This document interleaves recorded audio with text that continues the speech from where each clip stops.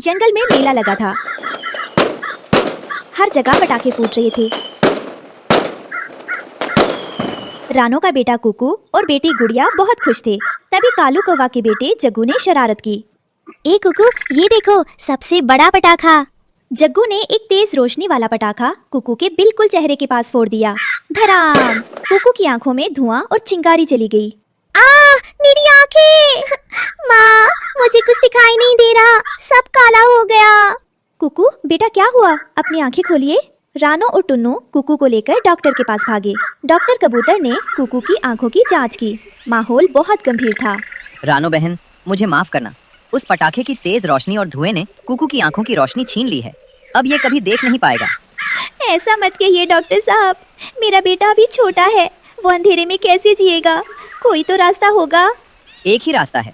नील पर्वत पर एक इच्छाधारी नागिन रहती है। उसके पास जादुई सुरमा है, लेकिन वहाँ जाना मौत को दावत देना है। अगली सुबह कुकू अपनी जगह से उठने की कोशिश करता है और पानी के मटके से टकराकर गिर जाता है। माँ, क्या सुबह हो गई? मुझे सूरज क्यों नहीं दिख रहा? क्या अभी भी रात है? भैया, सुबह हो गई है, लेकिन आप देख नहीं सकते। रानो ये देखकर फूट फूट कर रोने लगती है। एक माँ अपने बच्चे को ऐसे लाचार नहीं देख सकती। रानो ने अपने आंसू पोंछे और एक बड़ा फैसला लिया। उसने अपने पंख कस लिए। टुन्नू जी, मैं नील पर्वत जा रही हूँ। जब तक मैं अपने बेटे की आंखों में रोशनी नहीं लौटा देती, मैं वापस नहीं आऊंगी। रानो, वो रास्ता बहुत खतरनाक है। वहाँ बर्फीले तूफान आते हैं। अगर आपको कुछ हो गया तो? एक माँ के लिए बच्चे से बढ़कर कुछ नहीं। आप बच्चों का ख्याल रखिएगा। शाम के समय रानो जाने ही वाली थी कि उसने देखा खेल के मैदान में कालू कौवा और जग्गू कुकू को तंग कर रही हैं। अरे देखो, अंधा कुकू, अब ये हमारे साथ पकड़म पकड़ाई कैसे खेलेगा? ये तो किसी पेड़ से टकराकर ही मर जाएगा। चल हट अंधे, रास्ते से हट।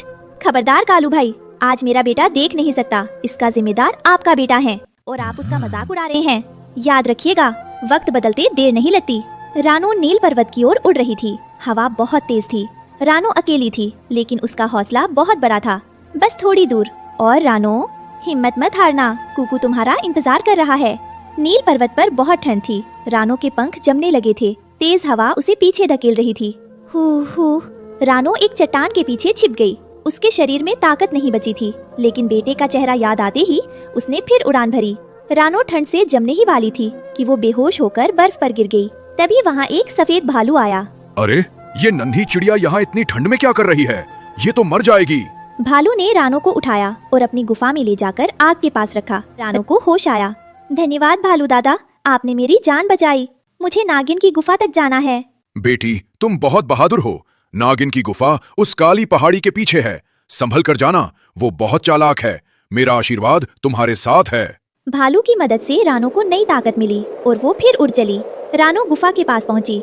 वहाँ हड्डियों के ढेर लगे थे। तभी अंदर से एक भारी आवाज आई। कौन है जो अपनी मौत के पास खुद चलकर आया है? नागिन माता, मैं एक बदनसीब माँ हूँ। मुझे अपने बेटे के लिए जादुई सुरमा चाहिए। नागिन अपने असली रूप में प्रकट हुई। उसकी आंखें जल रही थीं। जादुई सुरमा? वो बहुत कीमती है रानो। उसके बदले तुम्हें अपनी सबसे कीमती चीज देनी होगी। मुझे तुम्हारी सुरीली आवाज बहुत पसंद है। अपनी आवाज मुझे दे दो और सुरमा ले जाओ। मेरी आवाज? लेकिन अगर मैं बोल नहीं पाऊंगी तो अपने बच्चों को लोरी कैसे सुनाऊंगी? फैसला तुम्हारा है। आवाज चाहिए या बेटे की आंखें?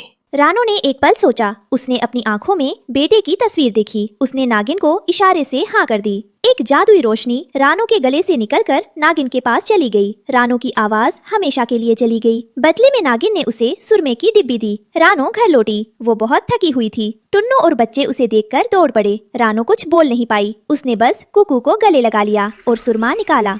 रानो, आप आ गई? क्या आप सुरमा ले आई? कुछ बोलती क्यों नहीं? रानो ने कांपते हाथों से कुकू की आंखों में सुरमा लगाया। सुरमा लगते ही कुकू ने धीरे धीरे आंखें खोली। माँ, मैं देख सकता हूँ। मुझे आप दिख रही हैं। मुझे सब दिख रहा है। कुकू खुशी से नाचने लगा। सब खुश थे। माँ, आप कुछ बोलती क्यों नहीं? मुझे वही लोरी सुनाइए ना। मैं बहुत दिनों से नहीं सोया। रानो ने मुंह खोला, लेकिन कोई आवाज नहीं निकली। सिर्फ टुन्नू समझ गया कि रानो ने क्या कुर्बानी दी है। बेटा, तुम्हारी माँ ने तुम्हें रोशनी देने के लिए अपनी आवाज खो दी है। अब ये कभी गा नहीं पाएगी। अगली सुबह जब सूरज की पहली किरणें रानो के नए हरे घर पर पड़ी तो पूरा जंगल एक अजीब सी शांति में डूबा था। रानो चुपचाप अपने बच्चों को दाना खिला रही थी। तभी वहाँ कालू कौवा और उसका बेटा जग्गू आए। कालू का सिर शर्म से झुका हुआ था और जग्गू की आंखों में आंसू थे। रानो बहन, मैं अपनी करनी पर बेहद शर्मिंदा हूँ। मैंने और मेरे बेटे ने कुकू का मजाक उड़ाया, उसे अंधेरे में धकेला। लेकिन जब मैंने सुना कि तुमने अपने बेटे की आंखों के लिए अपनी आवाज तक कुर्बान कर दी तो मेरी रूह कांप गई। मैं तो एक अच्छा पड़ोसी भी ना बन सका और तुम ममता की मिसाल बन गई। कुकू भाई, मुझे माफ कर दो। मेरी एक शरारत ने तुम्हारी माँ की आवाज छीन ली। मैं बहुत बुरा हूँ। टुन्नू चिरा गुस्से में उन्हें भगाने ही वाला था, लेकिन रानो ने आगे बढ़कर टुन्नू का पंख पकड़ लिया और मना किया। उसने जमीन पर अपनी चोंच से एक लकीर खींची और जग्गू का हाथ कुकू के हाथ में थमा दिया। रानो बोल नहीं सकती थी, लेकिन उसकी आंखों से ममता की ऐसी भाषा बह रही थी जिसे पूरा जंगल समझ पा रहा था। वो चाह रही थी कि बच्चे नफरत को भूलकर दोस्ती का हाथ थामे। कालू कौवा फूट फूट कर रोने लगा। रानो, आज तुमने मेरी आंखें खोल दी। आवाज भले ही नागिन के पास चली गई हो, लेकिन तुम्हारी खामोशी आज पूरे जंगल में सबसे ऊंची और सबसे मीठी गूंज बन गई है। तुम सिर्फ एक पक्षी नहीं, तुम साक्षात ममता का रूप हो। कुकू ने अपनी माँ का हाथ कसकर पकड़ लिया। माँ, आप भले ही लोरी ना गा सके, लेकिन आपकी धड़कनों की आवाज मेरे लिए दुनिया का सबसे सुंदर संगीत है। कुकू अपनी माँ से लिपटकर रोने लगा। उस दिन जंगल ले जाना कि माँ की ममता का कोई मोल नहीं होता। इस कहानी से हमें सीख मिलती है कि माँ अपने बच्चों की खुशी के लिए अपना सब कुछ त्याग सकती। जंगल में शाम का समय था। आसमान में काले और डरावने बादल घिर रहे थे। पुराने बरगद के पेड़ पर बैठे उल्लू काका ने हवा के रुख को भांप लिया था। सावधान, जंगल के सभी पक्षियों, सावधान हो जाओ। बहुत भयंकर तूफान आने वाला है। अपने अपने घरों को मजबूत कर लो। यह बारिश साधारण नहीं होगी।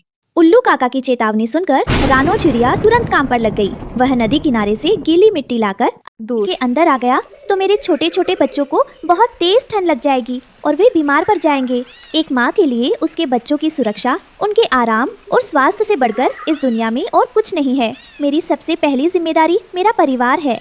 जंगल के दूसरे छोर पर एक सूखे पेड़ पर बुल्ला चील बैठा शैतानी हंसी हंस रहा था। उसने नीचे एक जादुई पेड़ लगवाया था जिस पर रंग बिरंगे नेल पॉलिश जैसे फल लटक रहे थे। आज ये मूर्ख पक्षी मेरी जाल में जरूर फंसेंगे। जैसे ही वो इस चमकते रस को अपने पंखों पर लगाएंगे, वो उड़ नहीं पाएंगे और फिर मैं मजे से दावत उड़ाऊंगा।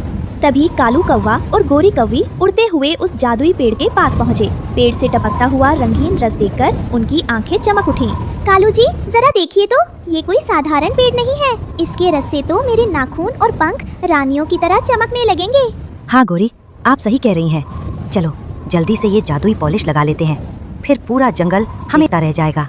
थोड़ी देर बाद बिंदिया चिड़िया उड़ती हुई रानो के घोंसले के पास आई। रानो अभी भी तिनके जोड़ रही थी। अरे रानो बहन, तुम अभी तक इस मिट्टी में सनी हुई हो। वहाँ जंगल के बीच में एक जादुई नेल पॉलिश का पेड़ आया है। चलो ना, हम भी थोड़ा सज लेते हैं।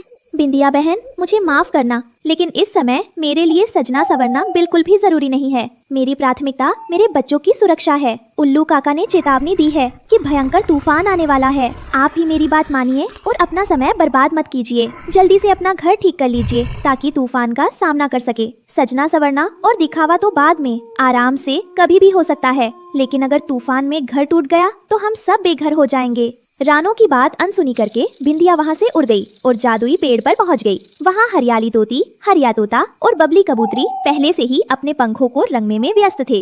अरे वाह, देखो हरिया, मेरे पंख कैसे लाल और गुलाबी हो गए हैं। अब मैं इस जंगल की सबसे सुंदर तोती लग रही हूँ। सचमुच, रानो तो पागल है जो इतनी मेहनत कर रही है। असली मजा तो यहाँ है।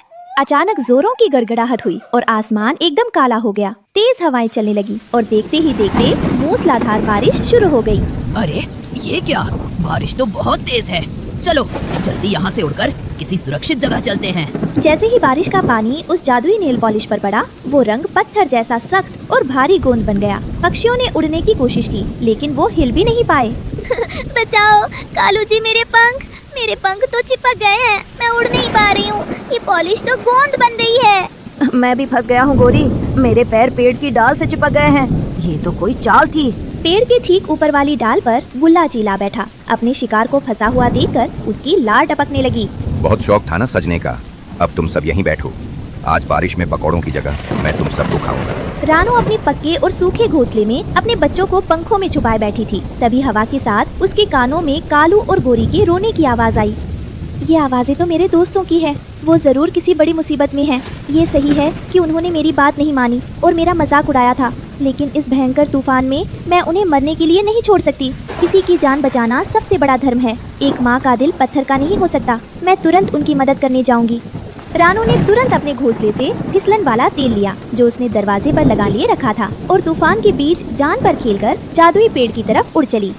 हिम्मत मत हारना दोस्तों, मैं आ गई हूँ। मैं तुम्हें बचाने आई हूँ। जल्दी से ये तेल अपने पंखों पर मलो, ये गोंद छूट जाएगा और तुम सब उड़ पाओगे। जल्दी करो, समय कम है। ए छोटी चिड़िया, तू मेरा शिकार खराब करने आई है? अभी बताता हूँ तुझे। रानू ने फुर्ती से तेल सबको दिया और खुद भुल्ला झील का ध्यान भटकाने लगी। तेल लगते ही गोंद छूट गया और सभी पक्षी जान बचाकर रानू के मजबूत घोंसले में आ गए। भुल्ला झील बारिश और तूफान से हारकर भाग गया। रानू बहन, हमें माफ कर दो। हमने दिखावे के लिए अपनी जान खतरे में डाल दी थी। आज समझ आया कि असली सुंदरता तुम्हारे त्याग और ममता में है। कोई बात नहीं गोरी बहन, जान बची तो लाख हो पाए। ये याद रखना कि मुसीबत बताकर नहीं आती और बाहरी चमक दमक हमेशा धोखा देती है। इसलिए हमेशा दिखावे से ज्यादा तैयारी और सुरक्षा जरूरी होती है। अपनी ऊर्जा सही जगह लगाओ, अपने परिवार को सुरक्षित रखने। जंगल में बहुत